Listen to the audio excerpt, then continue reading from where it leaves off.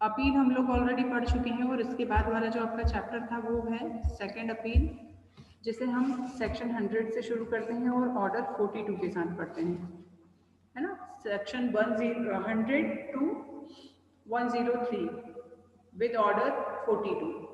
Note down कर लेना जिन लोगों ने आज ज्वाइन किया है।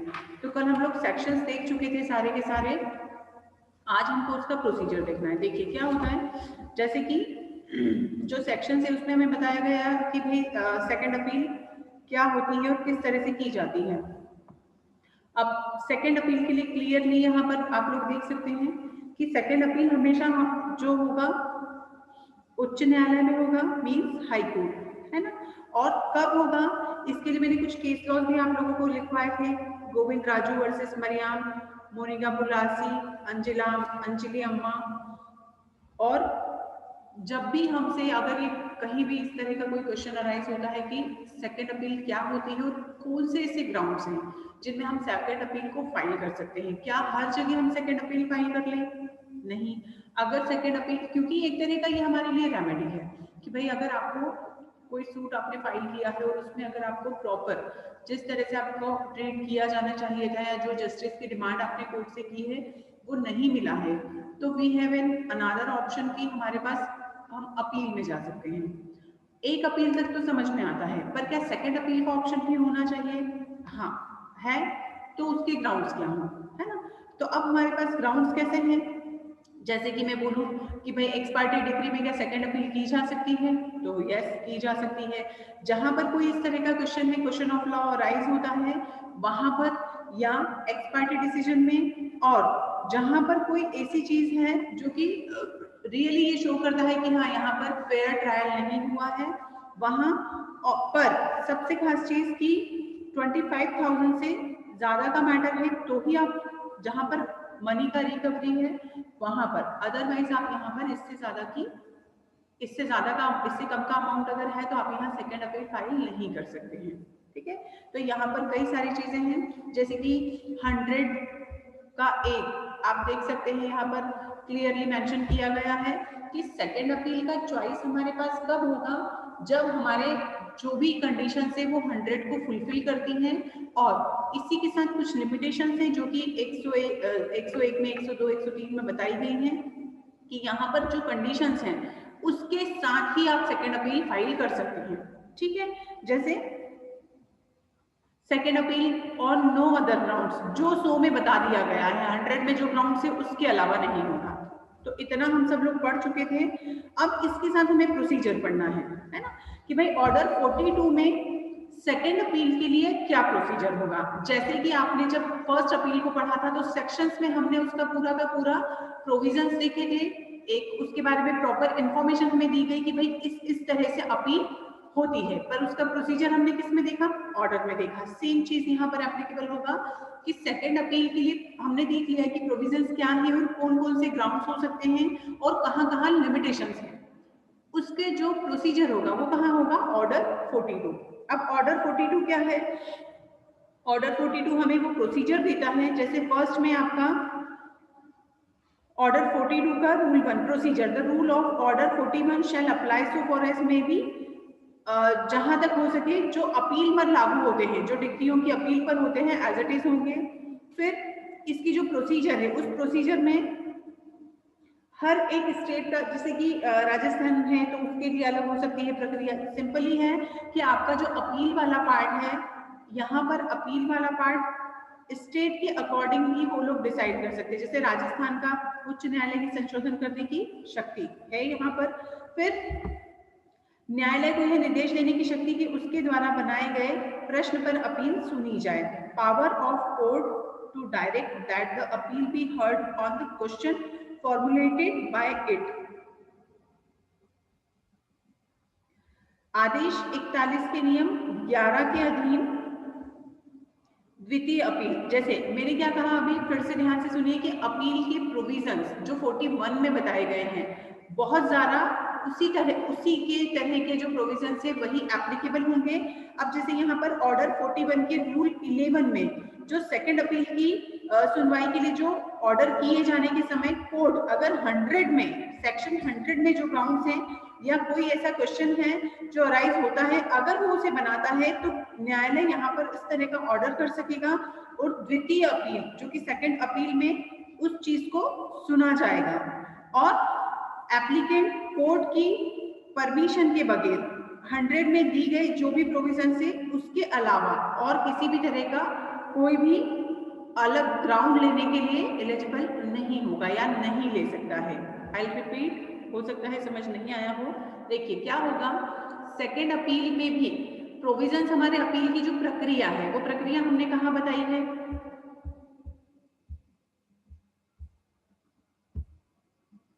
जो हमारा प्रोसेस है अपील के लिए वो 41 में था।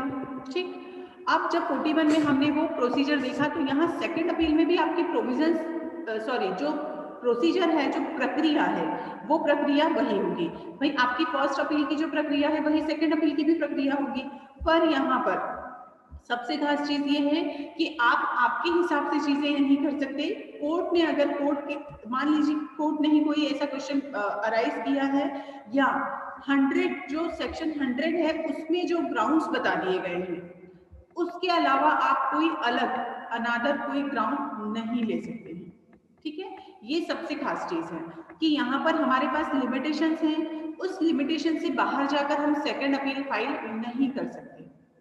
ठीक, इतना आपको समझना है। प्रोसीजर 41 में जो है वो सेम रहेगा, जैसे कि मान लीजिए भाई आपको जो जजमेंट है उस जजमेंट की कॉपी लगानी है, एक तरह का मेमोरेंडम तैयार करना है, उसमें वही चीजें होंगी जिस तरह से एप्लीकेंट के साइन हो, एप्लीकेंट कौन है, रिस्पोंडेंट कौन है, फिर उसके बाद उनका एड्रेस होना, और सबसे खास चीज कि आपने न्यायालय से किस चीज की डिमांड की है उसे प्रेयर में प्रॉपर मेंशन करना। ये चीज हमेशा से होती है, शायद मैंने पहले भी बताया था कि जैसे आपने मान लीजिए 30-40 पेज का आपने आपका प्लान तैयार किया या आपने आपकी अपील तैयार की, ठीक, लास्ट में क्या होता है 4-5 लाइन का एक प्रेयर होता है। प्रेयर इन द सेंस कि उसमें हम उसका एक समरी उस अपील का या उस केस का हम कोर्ट से रिलीफ क्या चाहते हैं उस चीज को हम 4 से 5 लाइन में लास्ट में प्रेयर के नाम से उसको मेंशन करते हैं। उसमें प्रेयर मतलब हम कोर्ट से ये रिलीफ चाहते हैं, उसे प्रेयर कहा जाता है। तो उस प्रेयर में अगर चीजें आपने मेंशन नहीं की हैं तो यहाँ पर वो मैंडेटरी होता है। क्यों? क्योंकि कोर्ट को उतना सा समझ के कोर्ट समझ सकता है, न्यायालय समझने में न्यायालय के लिए आसानी होती है कि आपने एग्जैक्टली कोर्ट से रिलीफ क्या मांगा है। तो वो प्रेयर वाला पार्ट मतलब जब भी आप मेमोरेंडम अपील का बनाते हैं तो उसमें प्रॉपर आपका जो जजमेंट आया है उसकी प्रतिलिपि होना, सर्टिफाइड कॉपी होना, आपका डिक्री का कॉपी डिक्री का लगाया जाना, ये सारी चीजें तो वो सेम प्रोसीजर होगा जो प्रोसीजर 41 में नॉर्मल अपील के लिए बताया गया है। 42 में आपका सेकेंड अपील जब फाइल होगा तो यहाँ पर आपका ऑर्डर चेंज हो जाएगा कि आप यहाँ पर उसे 42 में मेंशन करेंगे। क्लियर? किसी को कोई डाउट है यहाँ तक? फर्स्ट अपील सेकंड अपील में कोई प्रॉब्लम है क्या किसी को? देखिए फिर से मैं रिकॉल करवा दूं आप लोगों को कि सिंपल सा है फर्स्ट अपील हम लोगों के लिए कि भाई अगर आपके लिए कोई इस तरह का स्मॉल कॉजेस केस जो होती हैं उसके अलावा हर जगह आप फर्स्ट अपील लगा सकते हैं। फर्स्ट अपील के प्रोविजंस आपने देखे। सेकंड अपील में 100 सेक्शन 100 आपको हमेशा ध्यान रखना है कि सेक्शन 100 में जो ग्राउंड्स दिए गए हैं उसके अलावा आप सेकंड अपील में नहीं जा सकते। ठीक है, क्लियर है? किसी को इससे आगे कोई डाउट? इससे आगे बढ़ते हैं। अगर आप लोगों को यहाँ तक समझ आ गया तो किसी का कोई क्वेश्चन है तो आप लोग पूछ सकते हैं।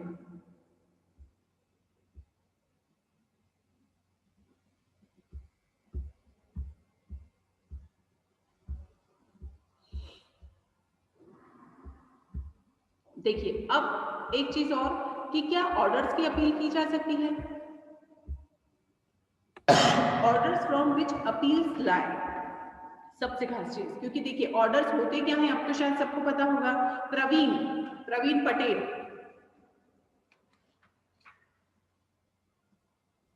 Yes ma'am. ऑर्डर क्या होते हैं? आदेश क्या होते हैं? मैम ऑर्डर्स में प्रोसीजर बताया जाता है। हाँ, ये वाले ऑर्डर की बात नहीं कर रही हूँ मैं जिसमें प्रोसीजर बताया जाता है। कोर्ट जो ऑर्डर करता है मैं उसकी बात कर रही हूँ। तो क्या होते हैं ऑर्डर्स? कोई मुझे बता सकता है क्या? मैम जो एप्लीकेशन लगाई जाती है पार्टी के द्वारा उस पे जो कोर्ट डिसीजन देती है उसे ऑर्डर कहते हैं। वेरी गुड, सब लोगों ने सुन लिया और ये चीज मैंने कई बार समझाई है। है ना। अब मान लीजिए कि आपका जो केस चल रहा है उस दौरान आपने कई सारी एप्लीकेशंस लगाई, जैसे मान लीजिए कि कोई किसी एक पार्टी प्रतिवादी की डेथ हो गई, प्रतिवादी को अब उसके एलार्स को लाना है, तो एलार्स की एप्लीकेशन किस में लगेगी, आपके उस ऑर्डर में लगेगी जिसमें कि विधिक प्रतिनिधि धारा 50, ठीक है।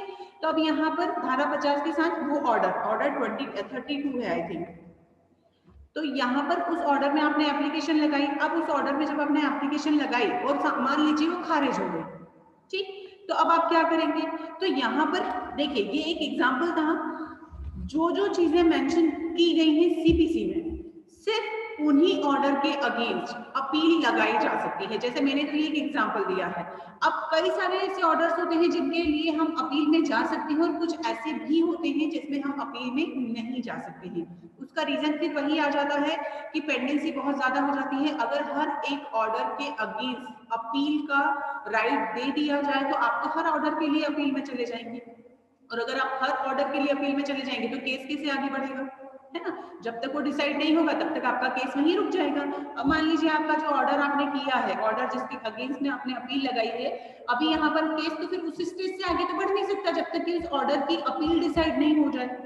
इसीलिए यहाँ पर कुछ स्पेसिफिक चीजें बता दी गई हैं जिसमें कि कौन कौन सी ऐसी चीजें हैं जिसमें, या कौन कौन से ऐसे ऑर्डर हैं जिसके अगेंस्ट अपील फाइल की जा सकती है। तो यहाँ पर 104 जो सेक्शन है ये आप लोग ध्यान से देख लीजिए। देखिए जैसे इसमें बहुत सी चीजें हैं, an appeal shall lie from the following orders. अब इसकी जो सीक्वेंस है ये आपको याद करनी है, जैसे कि धारा 35A के अधीन आदेश, धारा 91, धारा 92, 91, 92 के बाद 95, और इसके अलावा इस संहिता में उपबंध के किसी अधीन ऐसे आदेश जो जुर्माना अधिरोपित करता है या किसी व्यक्ति की गिरफ्तारी, ध्यान से सुनना इस चीज को, इंग्लिश वाले आप सब लोग इसको प्रॉपर अच्छे से एक बार रीड करिए। प्रवीण ध्यान से सुनना, किसी व्यक्ति की गिरफ्तारी या सिविल कारागार में निरोध निर्दिष्ट करता है। अब यहाँ पर क्या सिविल प्रक्रिया में कहीं भी इस तरह के उपबंध या प्रोविजन है कि किसी व्यक्ति को गिरफ्तार भी कर लिया जाए, तो यस हम सब पढ़ चुके हैं कि यहाँ पर गिरफ्तारी भी की जा सकती है। तो इस संबंध में अगर कोई आदेश दिया गया है उसकी अपील की जा सकती है ना। या किस संबंध में होगा वो, डिक्री के निष्पादन के संबंध में। An order under any of the provisions of this code imposing a fine, किसी जुर्माने से रिलेटेड, और directing the arrest of detention in the civil prison of any person except where such arrest or detention is in execution of decree, सिर्फ किसको छोड़कर, execution को छोड़कर। तो यहाँ पर इतनी सारी चीज, इस तरह के जो भी ऑर्डर दिए जाते हैं उन ऑर्डर के अगेंस्ट अपील की जा सकती है। और इसके साथ एक्सप्लेनेशन भी है, प्रोवाइडेड भी है, तो इस सब चीजों को ध्यान से पढ़िएगा। 105 अदर ऑर्डर्स।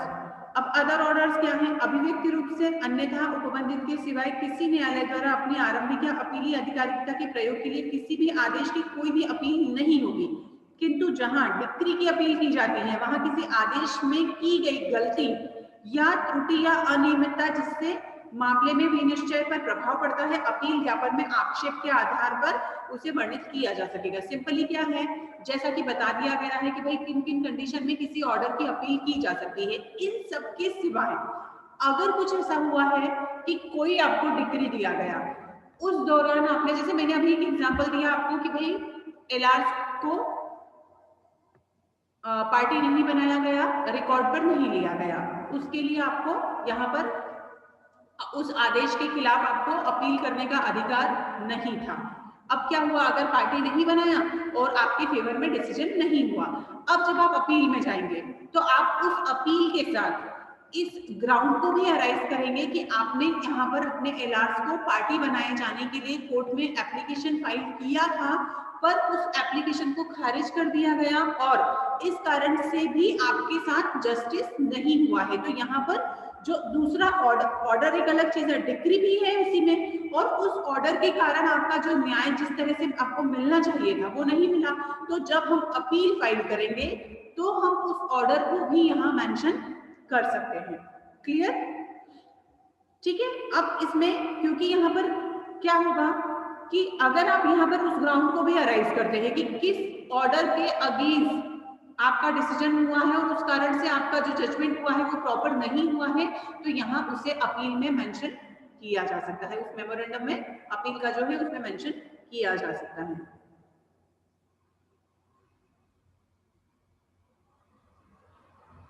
अब कौन से न्यायालय अपील सुनेंगे भाई? तो what courts to hear appeals? जहां किसी आदेश की अपील अनुज्ञात है वहां उस न्यायालय में होगी जिसमें उस बात की डिक्री की अपील होगी। सिंपल सा है, जहां पर उस डिक्री की अपील होगी वहां पर और कोई ऐसा आदेश किया गया है जिसमें कि अपीली अधिकारिता से बाहर है। मान लीजिए कोई ऐसा ऑर्डर हो गया है और उसके लिए आपने अपील लगाया, बट उस कोर्ट को वो जो रिस्ट्रिक्शन नहीं है कि वो उस कोर्ट से होने वाली डिक्री की अपील वहां सुने, तो उस कंडीशन में क्या होगा? वो किस में चला जाएगा? वहां के हाई कोर्ट में। ठीक है।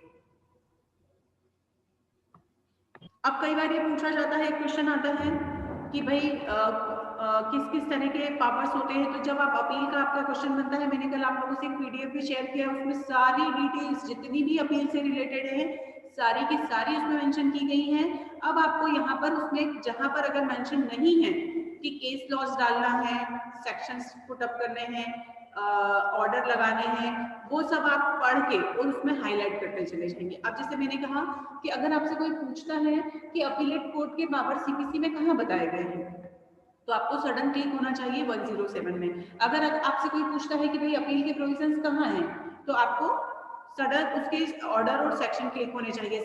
सेकंड अपील कहाँ है, तो आपको सेक्शन 100 याद होना चाहिए। और ये लॉ के स्टूडेंट्स के लिए सबसे बड़ी चीज है कि आप लोगों को बाकी सब याद होना हो, बट ये छोटी छोटी चीजें आपको ऐसे याद हो जानी चाहिए इसी सेशन में, मतलब कि आपकी पढ़ाई के दौरान, कि आपसे बस सेक्शन या ऑर्डर पूछा जाए, आपको उससे कंसर्न में रिलेशन उसका पता होना चाहिए। ठीक है। 107 पावर ऑफ अपीलेट कोर्ट। अब अपीलेट कोर्ट क्या क्या कर सकता है?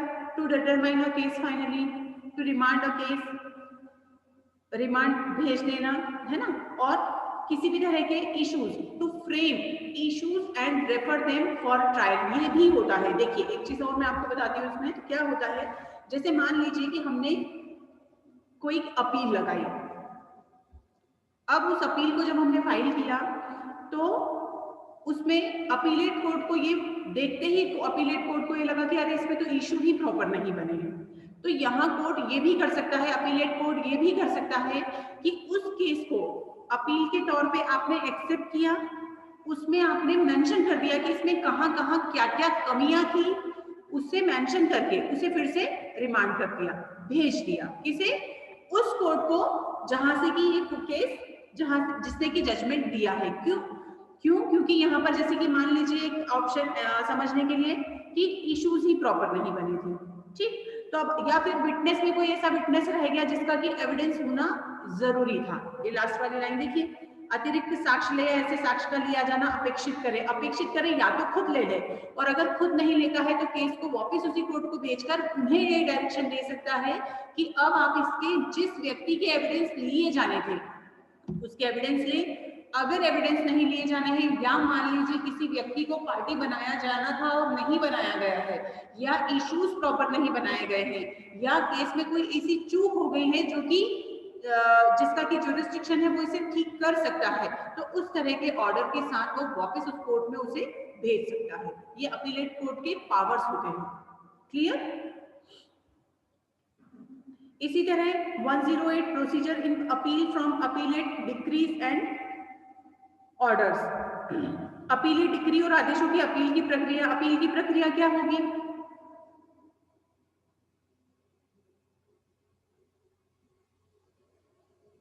क्या होगी?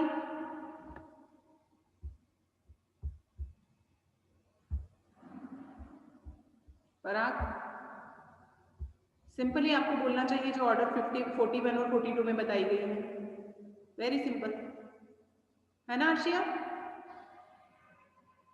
सॉरी मैम, मैंने अभी रिजॉइन करा, नेटवर्क इशू की वजह से मैं थी नहीं। क्या बोला आपने? मैंने ये बोला कि जैसे कि 108 बोलता है procedure in appeal from appellate decree and orders. Appellate decree और आदेशों की अपीलों में प्रक्रिया, तो क्या होगी?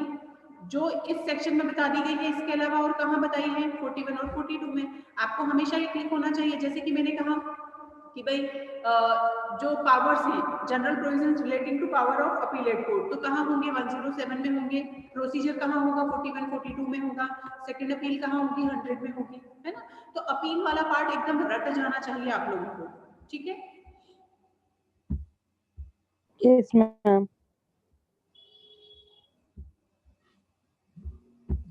एक और सेक्शन हम लोग पढ़ लें, एक मिनट।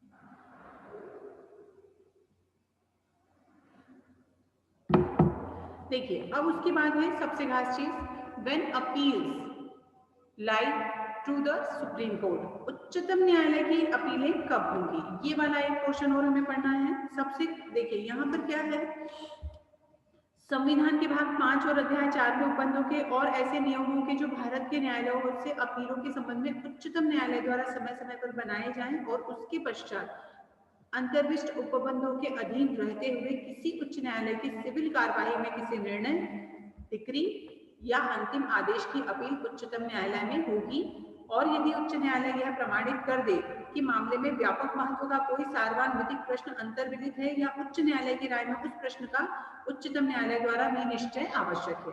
देखिए क्या होगा, जहां पर जो कि प्रोविजंस कॉन्स्टिट्यूशन में दे दिए गए हैं, फर्स्ट या तो उन मामलों में जो कि हमारे संविधान में बता दिए गए हैं कि उच्चतम न्यायालय उन मामलों में अपील सुन सकता है, क्लियर। सेकंड कहाँ होगी, कोई ऐसा जजमेंट जो हाई कोर्ट से दिया गया है और फाइनल कोई डिक्री है, फाइनल ऑर्डर है या फाइनल जजमेंट है, उसके लिए आप सुप्रीम कोर्ट जा सकते हैं। और इसके अलावा कोई ऐसा क्वेश्चन ऑफ लॉ है जनरल इंपॉर्टेंस का, उसके लिए, और साथ ही अगर हाई कोर्ट को ऐसा लगता है कि यहाँ पर इस प्रश्न का विनिश्चय किसके द्वारा किया जाना चाहिए, सुप्रीम कोर्ट के द्वारा किया जाना चाहिए, तो उन मैटर्स को सुप्रीम कोर्ट भेजा जा सकता है, ठीक है। तो यहाँ पर क्योंकि सुप्रीम कोर्ट में कौन कौन सी चीजें जाती हैं, जो हाई कोर्ट से किसी तरह का जजमेंट हुआ है, डिसीजन हुआ है, कोई ऑर्डर हुआ है, या फिर कोई ऐसा प्रश्न है जो कि सुप्रीम कोर्ट द्वारा सुना जाना जरूरी है, उस तरह के अगर कोई प्रश्न है तब जाकर आप यहाँ पर सुप्रीम कोर्ट में अपील फाइल कर सकते हैं। अब क्योंकि हम लोग का नया टॉपिक कल शुरू होगा, रेफरेंस, रिव्यू एंड रिवीजन, तो इसके पहले आज मुझे एक मिनट,